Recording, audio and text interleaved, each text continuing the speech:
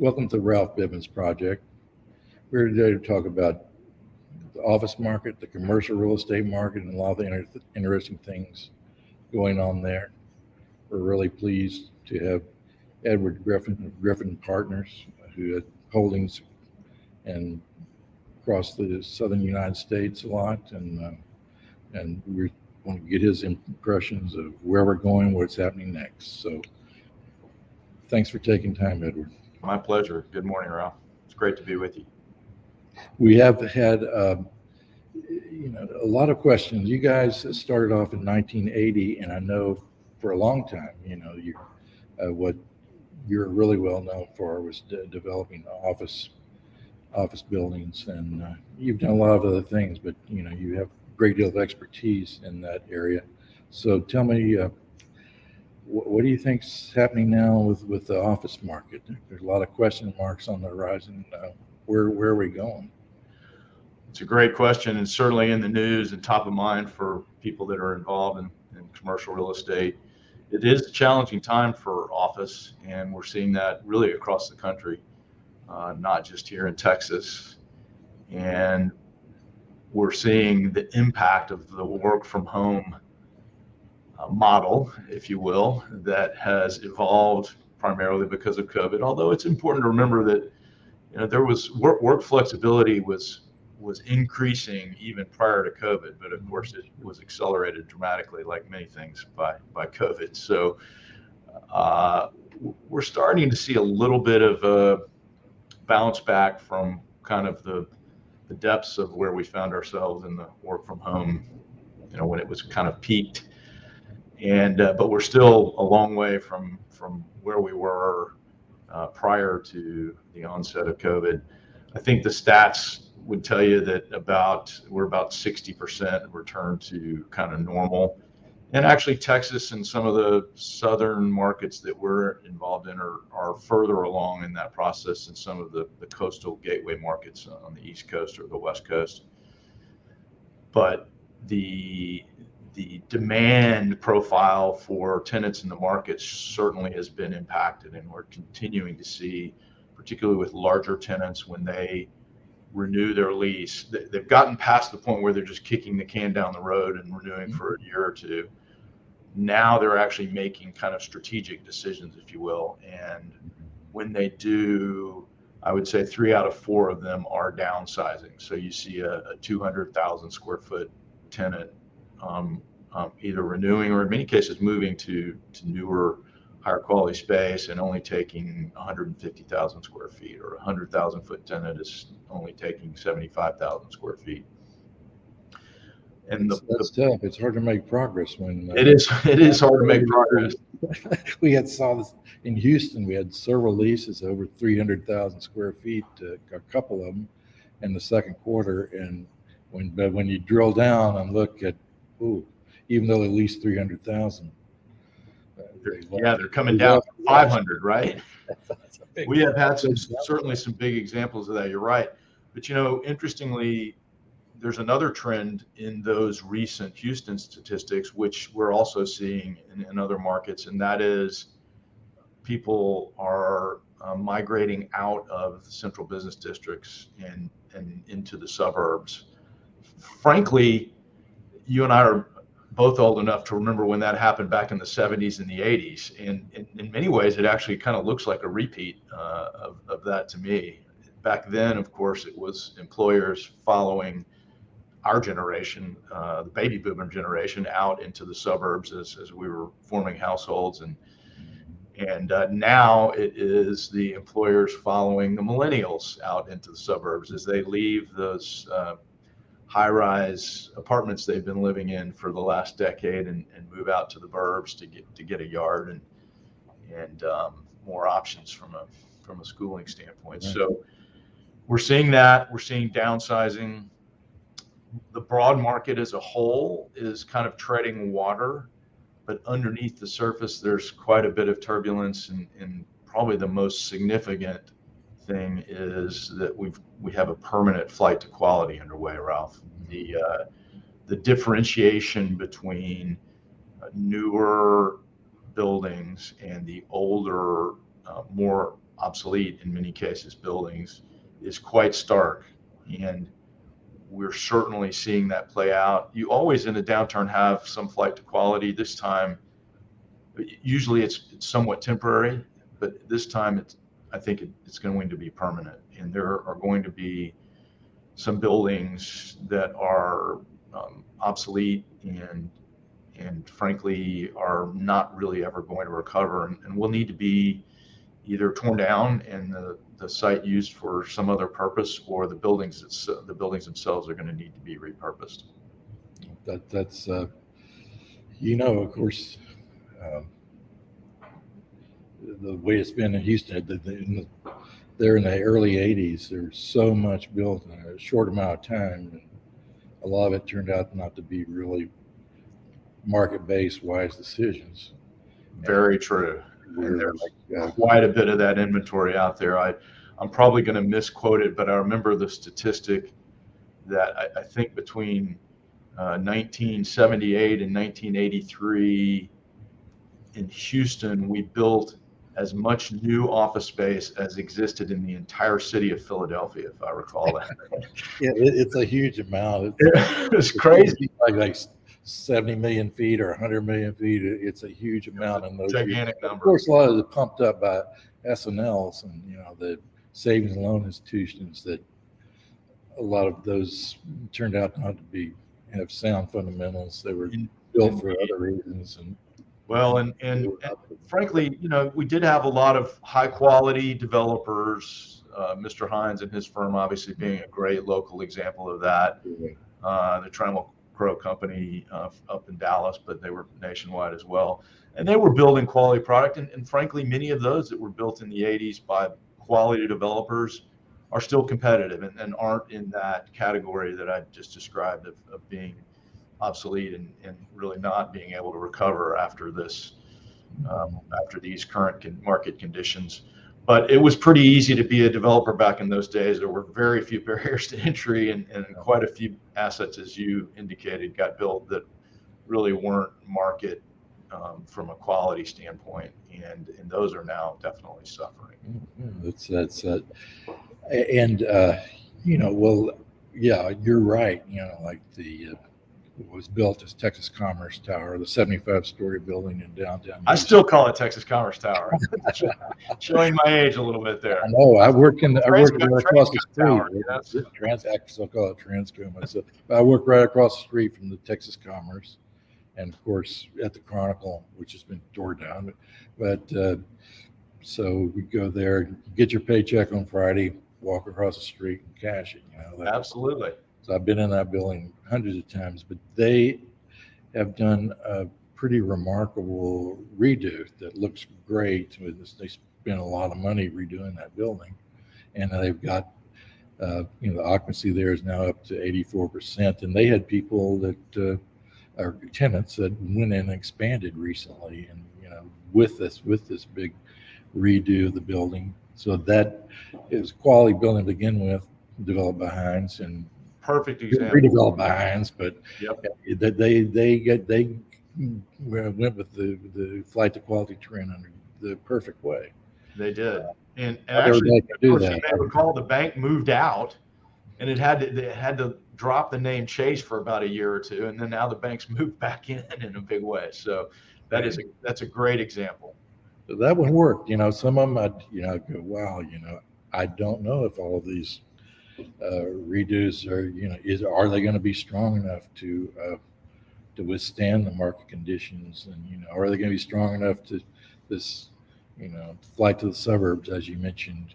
Just that Energy Corridor seems to be doing pretty darn good away out in West Houston. A lot of leasing out there.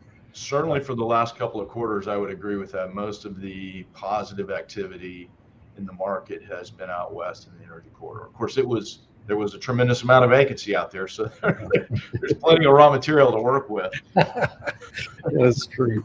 That is true. I know that you've done pretty well at with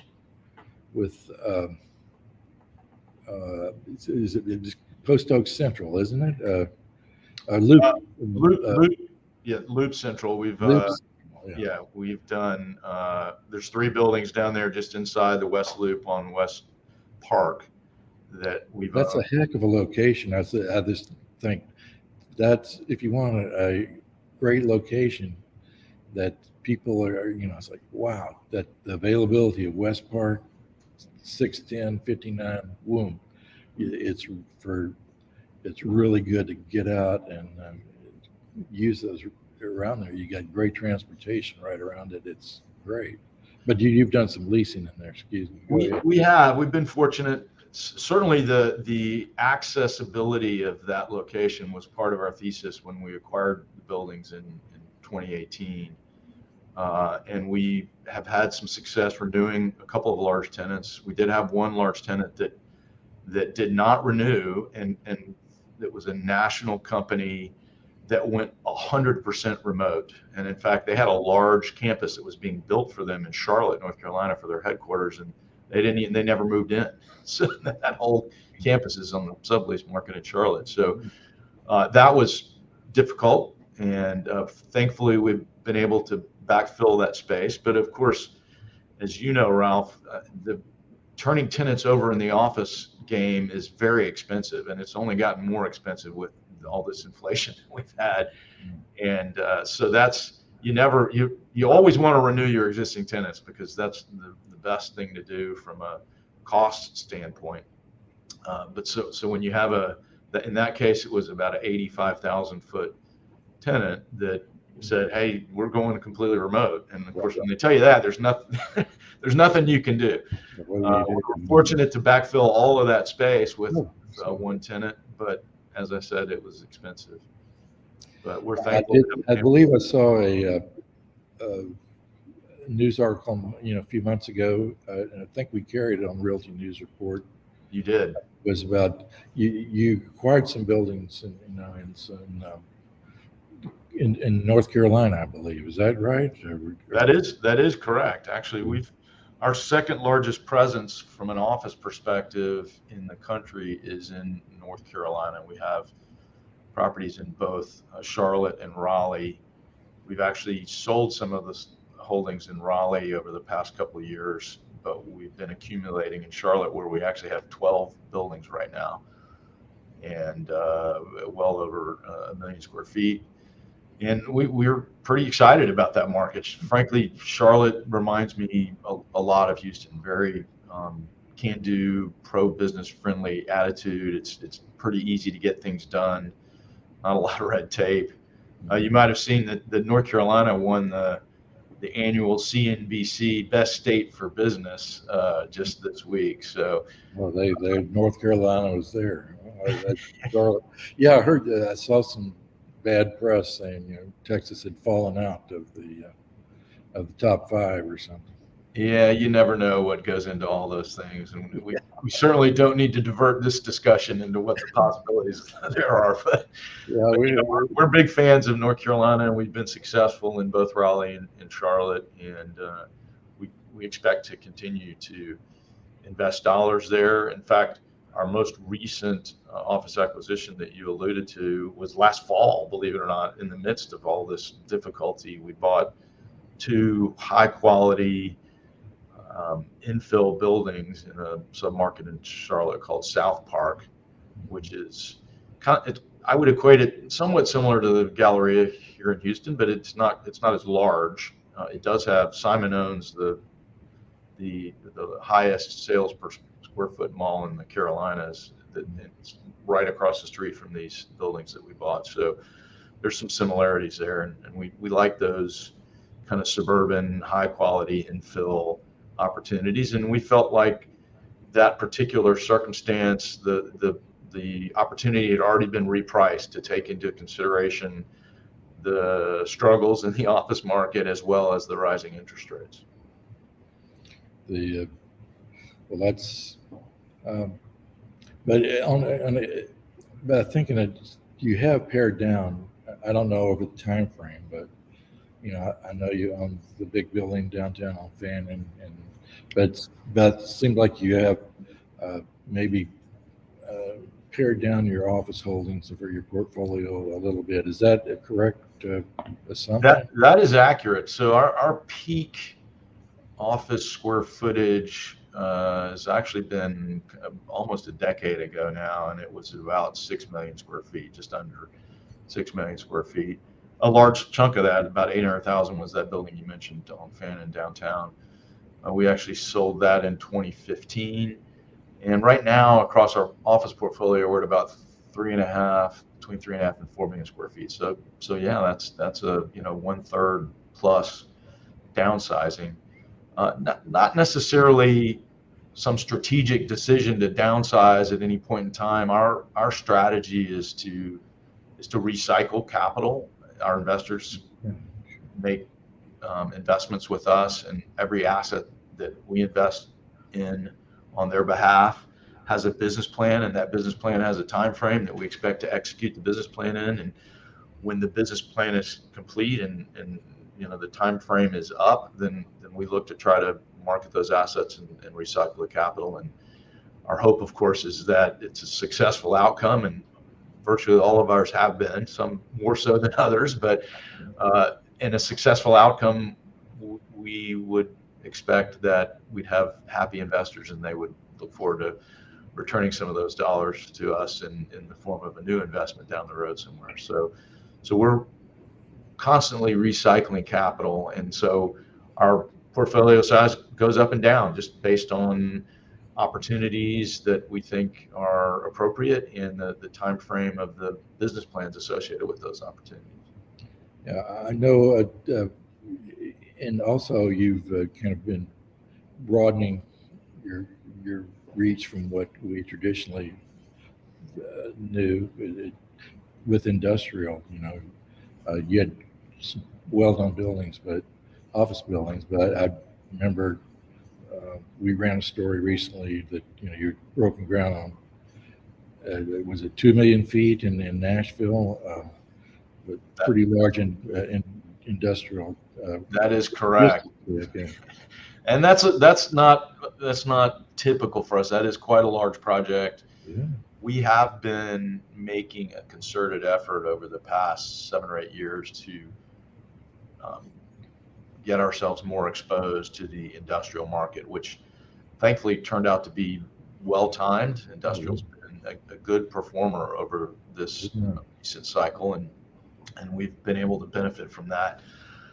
But typically we are looking to build, or in some cases buy, but mostly build kind of mid-size industrial projects that are multi-tenant and what we would call rear load or mid-bay, smaller bay product. So giant projects, and that one that you alluded to, is there's 2 buildings. One of them is over 1 million square feet. One of them is just under 1 million square feet. So you put them together, and that's how you get the 2 million. That is a bit unusual for us, although the site is right down the road from another project that we completed on the east side of Nashville that was more along the lines of what I just described, a set of smaller buildings, multi-tenant. And we built that and sold it a while back, and we were quite successful on that site. And so we thought, well, it's obviously a good location, has proved itself, and there was a very large tract just down the road, less than a mile away. And really, the site actually reminds me of West Houston 25 years ago when the Beltway was new, and there was a lot of opportunities out there for development. This is effectively the second ring road of Nashville on the east side, and we're building properties literally right on that road. And so this site became available, and it's quite a bit of site work because it had a mountain on one side and a pond on the other, and so we've had to flatten it out a bit. But and we're in the process of that now.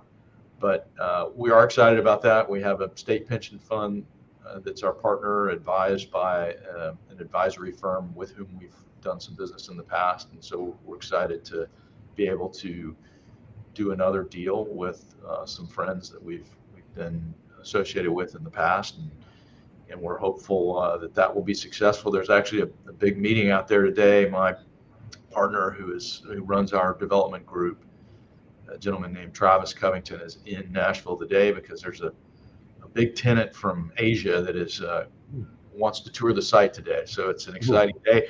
I would have been there, but I had this appointment with you that I did not want to try to reschedule. So I'm here with you, and he's up there with them.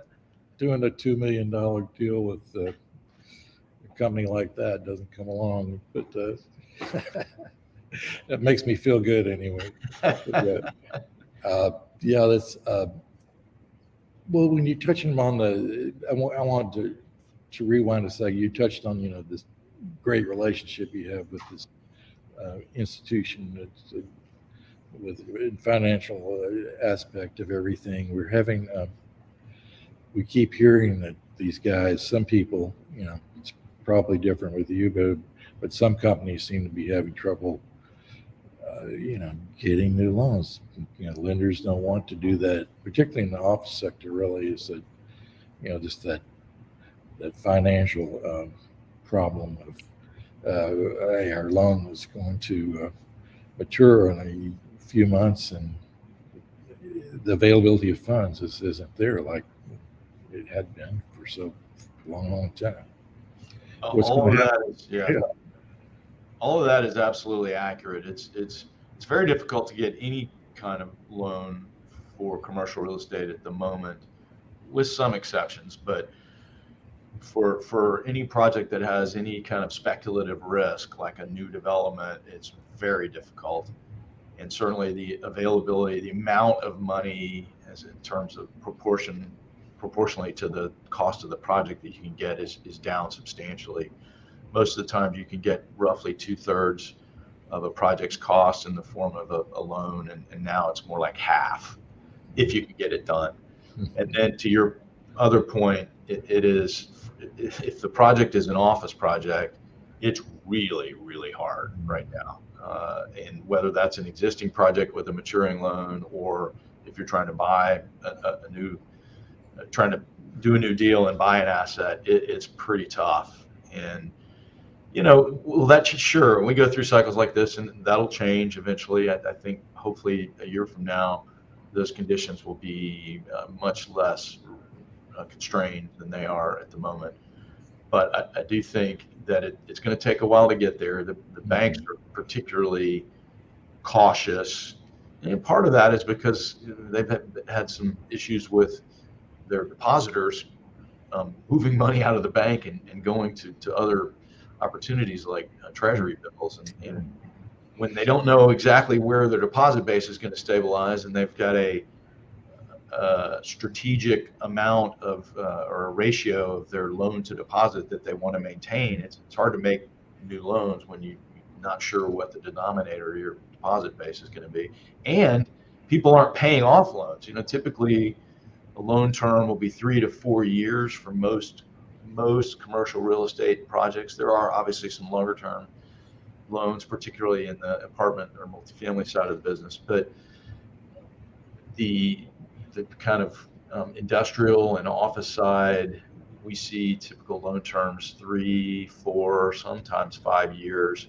So that means you've got 20 to 40% of your loans, if you're a bank, that are paying off every year, and you've got to make new loans to kind of maintain that loan base. Well, that's not happening. Nobody's if you don't have to pay off your loan, you're not paying it off. So they've got fluctuating deposits and loans not paying off as they normally do, and that makes them very cautious about making new loans, at least the banks.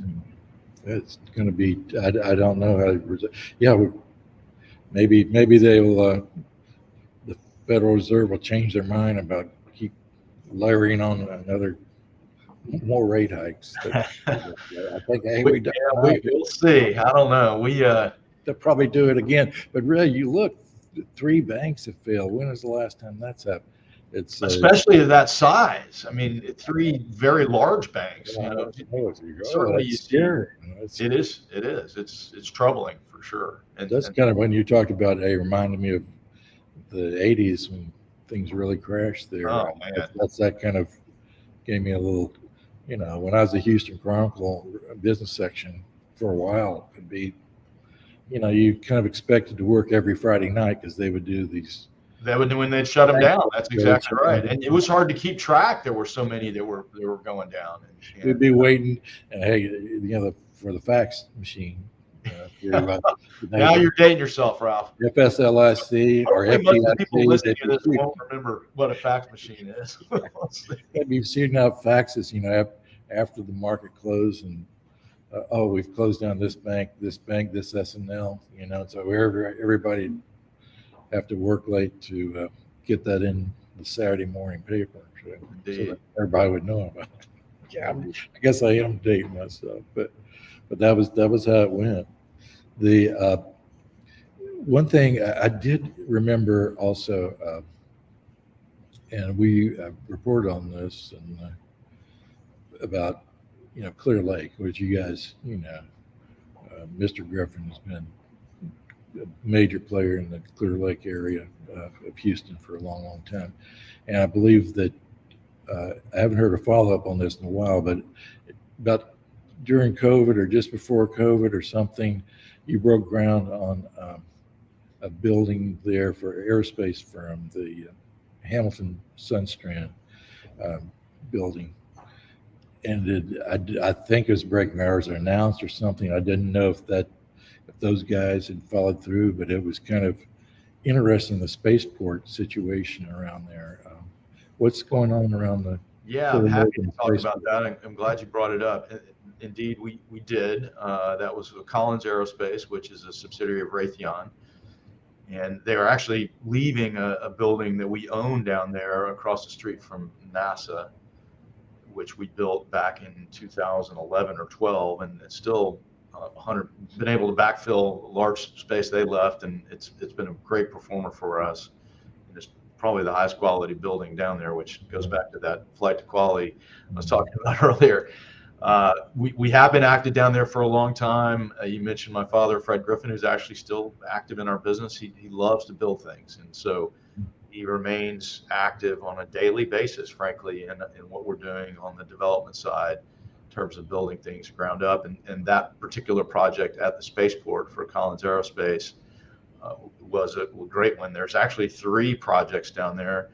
We could spend a whole hour talking about the Spaceport. It's exciting about what's going on down there. And the city and the Houston Airport Systems has frankly done a fantastic job organizing and promoting that. You may know there are 11 spaceports around the country.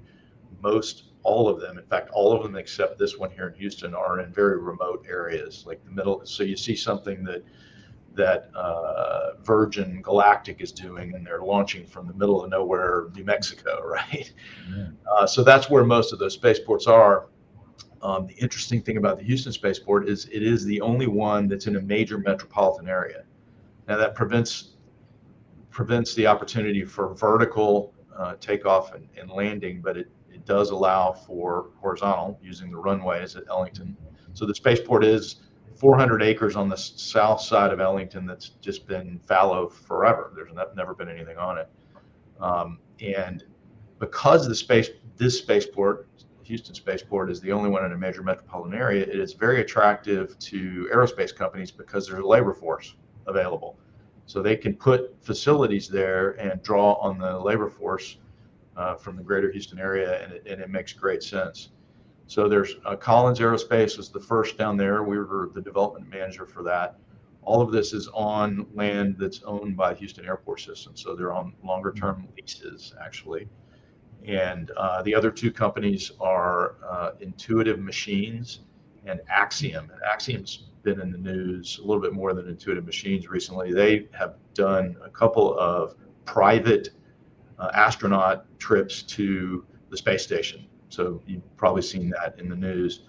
Axiom is the company behind that. They're also involved in developing spacesuits, and eventually they're going to be the first owner of private space station orbiting the Earth sometime over the next 5 or 6 years. That station is under construction right now, and it's going to be delivered from Europe to the spaceport in Houston sometime, I think, at the end of this year or early next year for kind of final assembly and work, and then it's going to go somewhere to be launched.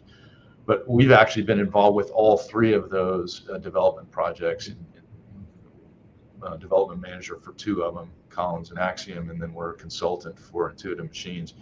So we're pretty excited. We have been involved down there a long time. Fred Griffin, who you mentioned, actually was with Exxon. Actually, it was called Humble Oil and Refining back in the day, but a subsidiary of Exxon. And their subsidiary, Friendswood Development, which you may recall, was really responsible for developing Clear Lake. And actually, the land that NASA sits on was originally owned by Exxon, or Humble Oil and Refining Company, and was given to Rice University, and then Rice gave it to the government to put to the Johnson Space Center there. So he goes way back to he was involved in that transaction back with Exxon. So he does go way back, and we've been active down there ever since. And that's yeah, it's really, frankly. Yeah, I feel like, with what's happening at Spaceport, and we still have the Johnson Space Center there and everything, and